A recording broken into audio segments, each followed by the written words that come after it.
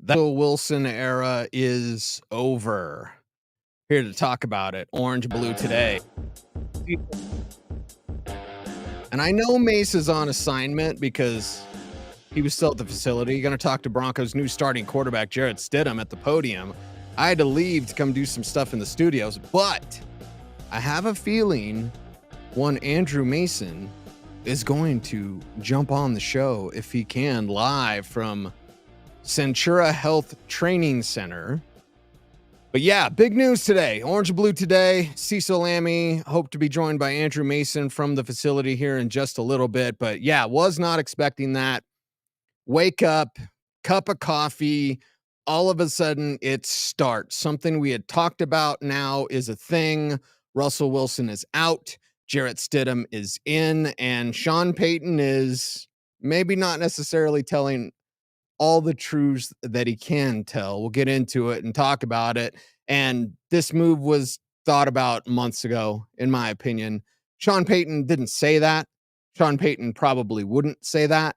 But when this team was 1-5, and they a little bit of a run there around the bye week, then they became the hottest team of the league. Then things seemed to fall apart with the Houston game, the Detroit game, and the New England Patriots game, all three losses. And all three games that were put on the shoulders of Russell Wilson, and Russell Wilson did not come through. So I think that's where this story ends. But this story begins at the beginning of the season. This story begins maybe even as far back as training camp. It was shocking as I open up today's show. Like, I was shocked, drinking coffee, and then all of a sudden, like, oh my God, Russell Wilson just got benched. Like, it first came out for me in Rappaport that he possibly could be. And it's even something on the post-game show that I had talked about and suggested, like, hey, I don't think they're going to do it, but now it becomes an option because you don't want Russell Wilson to get hurt. You're already $19 million over the cap for next year with Russell Wilson's dead money. Now that's over like $50 million over the cap. You have some things to do. You're going to have to go pretty lean next year just to make it work cap-wise for this Denver Broncos team. But they went up and they did it. And they make the move to Jarrett Stidham. I got some thoughts from practice that I'll get to in just a little bit. But I think we need to look back at the history of this and know that this was something that was coming for a while. Russell Wilson does not fit what Sean Payton wants to do. And Sean Payton, who said today multiple times at his press conference, I just want to win. I would add an addendum to that. Sean Payton just wants to win his way. That's it. That's what he wants. He wants to win, to be sure. He's very competitive. I mean, there's a reason why he's a tyrant. There's a reason why he rules with an iron fist. Sean Payton wants to win, but the addendum is he wants to win his way. Russell Wilson could not win his way. And I don't think Russ is a slappy. I don't think Russ is done starting in this league. I think there's a small handful of teams, maybe even as many as 5 teams, that would love to have Russell Wilson as their starter, whether he's a bridge quarterback or not. We'll get to that later. But this was a failure of both sides, of Sean Payton, of Russell Wilson. I said it yesterday. It may not be popular. And no, I'm not doing the Mike Evans and sitting on the fence in my mom jeans. 1, I don't have mom jeans like Mike Evans. And 2, that's weak sauce. I'm not going to sit on the fence. I'm just going to tell you, like, this is on Sean Payton for not putting together a game plan that was what Russell Wilson could do. And this is on Russell Wilson for not being able to do what Sean Payton wants him to do, which is why they're going to Jarrett Stidham. Stidham had a chance last year with the Raiders, took it to the 49ers, almost won in a game against the league's best defense, arguably. And then the Chiefs kind of exposed him. I imagine this year that'll be the case as well. I imagine that this year we will see a Jarrett Stidham air show against the Chargers. And yeah, even though our pot stoner degenerate Jason's in the chat room and he's a Raiders fan in Greeley, again, how the hell are you a Raiders fan in Greeley? But anyway, I think the Raiders will get to him. Stidham will air it out against the Chargers. Can't tell you what I saw at practice, but just know we're going to see more of the Sean Payton offense.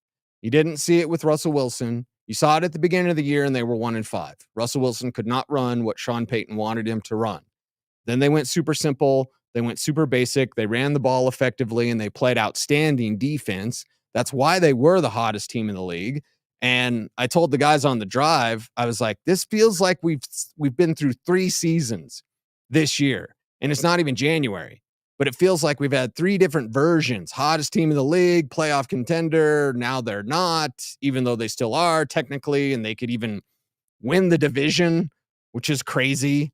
But like, this is so weird. It's so bizarre. And it obviously gives us a ton to talk about, not only today, but for this offseason, because I really believe the Denver Broncos are now in the quarterback conversation for the draft in the first round and moving up, not sitting at 14 or 12 or 16 or wherever they land. That's probably their landing spot. You're probably not looking at organically having a top 10 pick. And even if you did have a top 10 pick, that's probably not high enough for the 3 quarterbacks. And this might be a 3 quarterback draft. There are others, and we can even get to the second round, and there are others. But if you want a true franchise quarterback, this team has tried everything. They've gotten the big price free agent. They bid the big trade for Russell Wilson. Can't even speak. Like, they've tried the first round quarterback that they, took late in the first round. Lamar Jackson, everybody. But like, you took Paxton Lynch, that didn't work. You had your 7th rounder in Trevor Siemian, that didn't work. You've had your free agents in Case Keenum and Joe Flacco, and that didn't work. You took a 2nd rounder who could have been a 1st rounder in Drew Locke, and then you didn't give him enough time. You didn't have enough patience, and you moved on, and you did Teddy Bridgewater. Like, all these nightmares. I hear everyone saying that we're in quarterback purgatory again. We have no idea where this team is. Okay?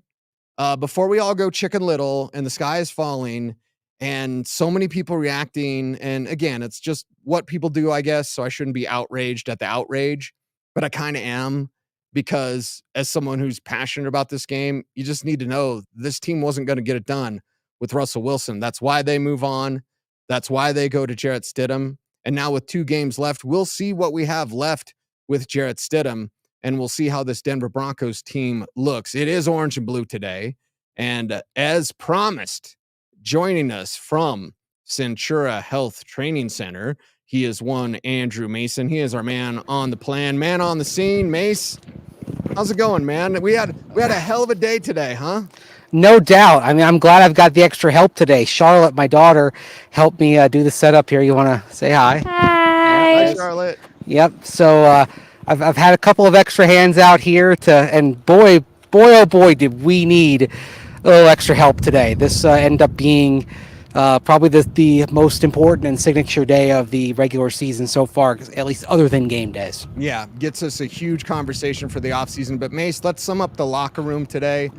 How would you summarize what we experienced talking to the Broncos players today? Muted, I'd say, is a good word to describe it.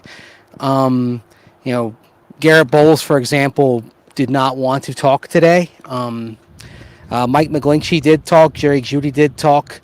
Adam Troutman did talk. But definitely, I mean, it's an awkward spot, right? Because everybody knows what this move symbolizes, right? And, I mean, think about it if you're Mike McGlinchey. You came here, and Russell Wilson, he's got the big contract. You think, okay, I'm coming to a place where hopefully there's going to be quarterback stability. And now you're looking at a situation where you don't know who the quarterback's going to be next year, right? And all these guys are I think they're all processing this. Russell Wilson definitely is processing this, but I think everybody is to some degree, because when you change up the quarterback, the understanding of what it means and how profoundly it can change the direction of a franchise, that's crystal clear in there. Yeah. And so that's why I think you saw kind of a muted reaction. We'll have more of the sound tomorrow. Did we have the Sean Payton sound today? Right. Yeah. I did not get the Sean Payton sound yet. At least I didn't see it, Mace. But we're going to have plenty of locker room reaction tomorrow. Yeah. Sean Payton did say something I want to add an addendum to, Mace, and get your thoughts on it. He said, I just want to win. I think the addendum is, I just want to win my way. Yeah. Because he could have won with Russell Wilson. Hell, Mace, they did win with Russell Wilson, but there were times, maybe more than Sean Payton would want to admit, that he let down the offense and Russell Wilson. Yeah, and it's a fair question to ask, that he wants to win, but he wants to win a certain way, running his scheme, doing things with his style, rather than adapting it and modifying it. Now, at least adapting it fully. I think there was some adaptation and modification, but as he looks at it, he sees that, okay, if we're doing it this way, there's a finite ceiling to what we can accomplish, again, running this offense. So rather than changing the entire offense long term, you change the quarterback. Look, he had that answer yesterday. When I asked him specifically about, can you take what works in the fourth quarter and adapt it to the rest of the game, and he basically said, look, that's not something that can kind of be your base package, right? Yeah, I did play it yesterday, Mace. If you want me to play it again today, I can, because I think it's significant. Let's play it again, because I really think of all the things that were said recently, this was the most telling comment. And he did get a little ornery when you asked him this too, by the way. I guess so. I didn't sense that, but all right. Let's roll that footage. All right, here we go. Is there anything you can take from that end game performance that can be applied to other portions of the game where it hasn't been as consistent? Yeah, I mean, it was more spontaneous. It was more spread empty. You know, we got to the line of scrimmage. We were in a stage of the game where we weren't in hurry up 2 minute, but we certainly were up tempo, and a lot of it was empty, no back, and we made some plays. But it's hard to say you're going to make a living that way as your base offense. And that's the line right there, Mace. It's hard to say you're going to make a living with that as your base offense. Now, I would argue and counter with Peyton Manning a decade ago. The base offense then was spreading it out, throwing it around, often up-tempo, and it worked.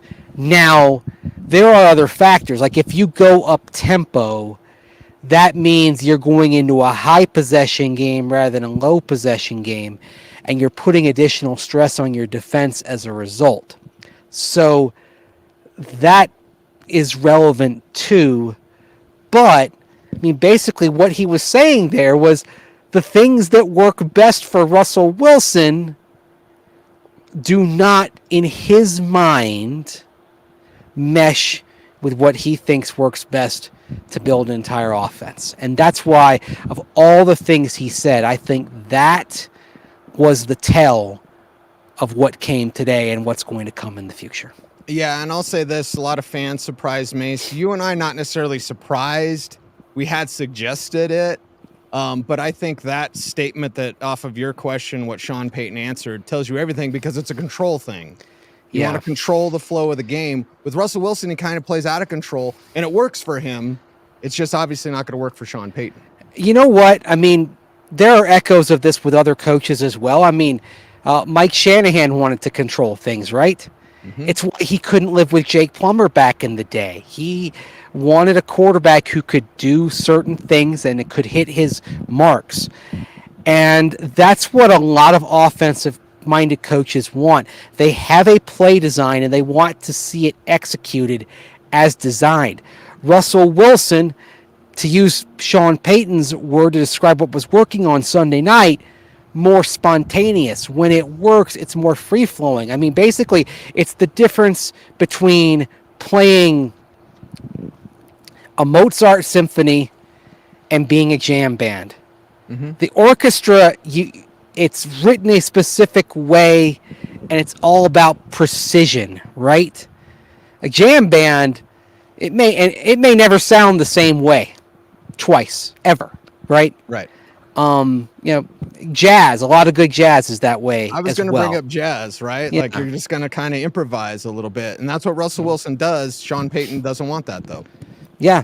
Sean Payton has this, he has this symphony written out. I mean, and he wants to see it executed as it's written. And the way it's written out involves being able to make more short to intermediate throws across the middle as well. And so that's why I think it'll be fascinating. We're going to get more into Jarrett Stidham tomorrow, but it's going to be fascinating to see just what is emphasized offensively on Sunday and who ends up benefiting from it, right? I mean, is somebody like Jerry Jeudy going to become more productive in what this offense might evolve to over the next fortnight? Yep, and we're going to talk about Jarrett Stidham a lot tomorrow. Today it's about Russell Wilson, and I want to throw in a little bit about George Paton as well, Mace. They're kind of tied together, and we know that the normal time to get rid of a GM is after the draft, but anything can happen. Obviously, today you and I wake up, you're getting ready for coffee break, I'm getting ready for coffee, and all of a sudden, hey, Russell Wilson's getting benched. So George Paton, how safe is he? How much of a bad day was it for him in addition to being a bad day for Russell Wilson? Well, it's a bad day for George Paton. There have probably been other bad days behind the scenes along the way, but it'll be fascinating to see whether they make a move immediately after the season or they let George Paton go through the draft process, right?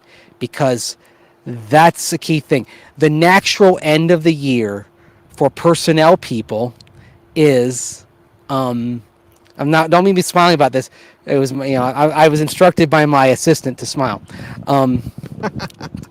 The natural end cycle for a general manager or personnel executive is after the draft. The natural end cycle of the year for a coach is after the season. So that's why we often see general manager type moves after the draft. Remember, Brian Sanders did the 2012 draft for the Broncos and then was pushed aside to let John Elway run the whole thing. So it'll be curious to see what goes on, but this is going to come down to looking at the mess that was made. And yes, you're in a salary cap mess right now, moving on from Russell Wilson. It's a disaster. And you're already 20 million over the cap. It's 19 million, but technically, as of right now, you're 19 million over next year's cap. With Russell Wilson's dead cap, you'll be 50. Yeah. And that's it. That's with the post Q1 spread. You're going to be looking at $49.6 million of dead money in 2025, right? And that's where you start talking about the timeline. Okay, do you have to go with a young, cost-controlled quarterback? That's probably the most ideal outcome. But the unfortunate thing is you can get that cost-controlled quarterback, but you're not going to be able to reap the benefits of said cost-controlled quarterback for a couple of years because you're going to have this anvil of a contract weighing you down and chewing up the space that you would use on other areas of the roster. This is not a good situation in which the Broncos find themselves. And, oh, by the way, they don't have a second-round pick because that was part of the Sean Payton trade. Right. And they would have had 2 third-round picks, but they traded one to move up and take Riley Moss last April, right? It's not great. I mean, if you want to start recouping that draft capital, because if you're going to figure a way out of this, you're going to need some cost-controlled talent on rookie contracts at a bunch of positions. How do you do that? There may be a painful trade or two coming in the next few months. I'd imagine so, because we were talking about the Rams and how they did it with all their rookies, Mace, but they had a grip of picks for a team that used to never have a first-round pick. I think their last first-round pick before this one was Jared Goff. So that's, it's been a while, but like that's a team that put out a bunch of rookies, and look at the end of the season, they're playing better, and they could push for a deep postseason run. I don't think that's in line for the Broncos. Are they going to be better next year without Russell Wilson? Probably not. Yeah, and that's kind of the thing you're staring down right now, depending on what kind of impact it has on the rest of the roster. Are you a better team? You may be better in terms of the performance of running the offense at the quarterback position because, look, we have seen Sean Payton get very good play out of Teddy Bridgewater and Jameis Winston hitting their marks in this system, right? So it's possible you'll get better quarterback play, but maybe not as good of a team result because your roster may take a bit of a talent hit. What you're hoping, if you do pull this off, you have to be patient. And this is where Sean Payton may have to step back next year and live with some mistakes from younger players as they try to figure it out. It's what Sean McVay did in Los Angeles this year. You go back and look at the Rams early on in the season.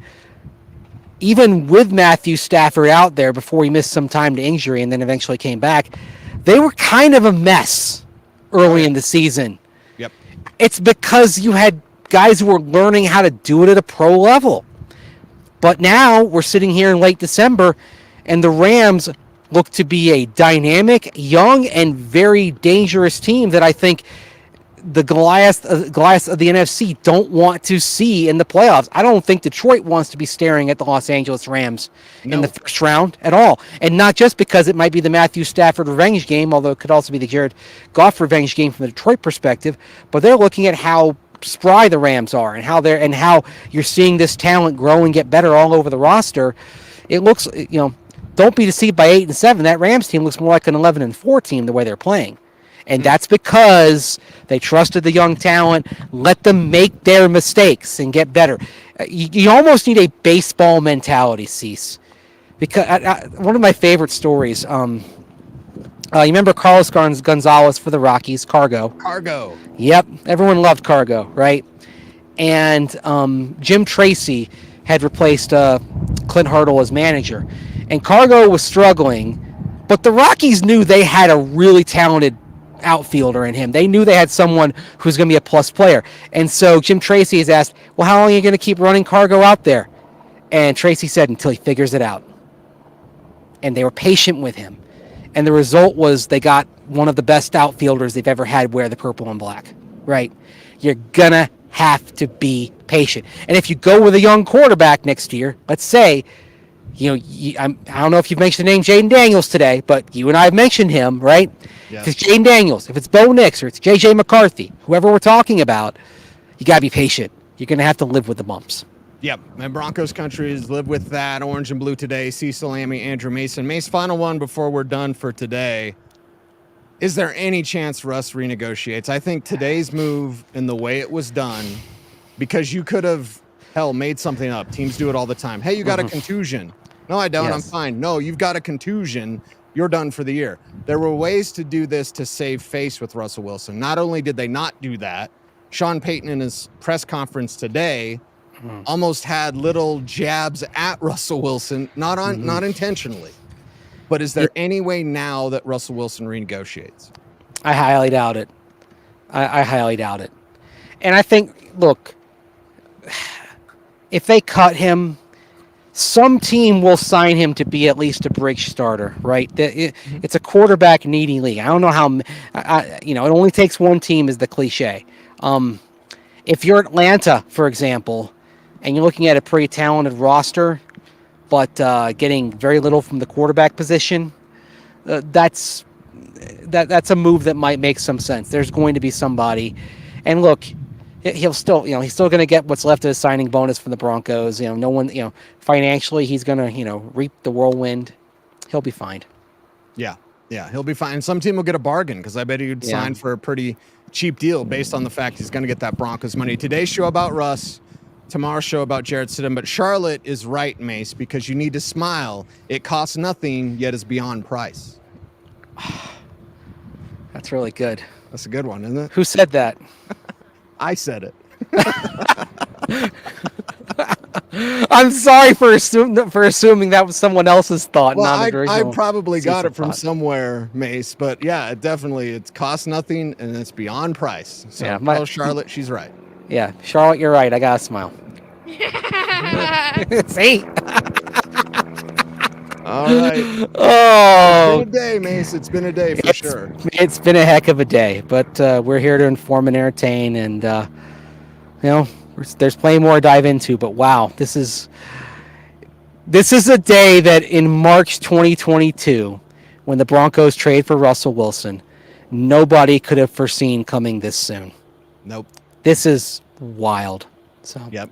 It's the NFL. It's the ultimate roller coaster of emotion. We're here as I guess we're carnies then, right? We're the carnies. Help me get in the roller coaster. Put on the seatbelt, right? That's me and Mace. As Homer Simpson said, carnies are kings among men. We're going to have a ton about one Jarrett Stidham tomorrow. It's going to be a Stidham show. And it's going to be fun to jump into what he can do for this team. Mace, we're growing our YouTube channel, so everyone help us grow that. About 45% of the people that watch the show are not subscribed. So make sure to subscribe, like, comment, share, subscribe, hit the notification bell so that you never miss a vid. And follow Mace on all the socials, at Mace Denver. I am at Cecil Lammey. We're orange and blue today. OBT is a BFD. Thanks to Mace at the facility. Thanks to our man, Matthew, the man of the box. I'm Cecil Lammey saying stay tuned. Thanks, Charlotte. Tell him to smile more. All Bye. right. Stay tuned and stay frosty, everybody.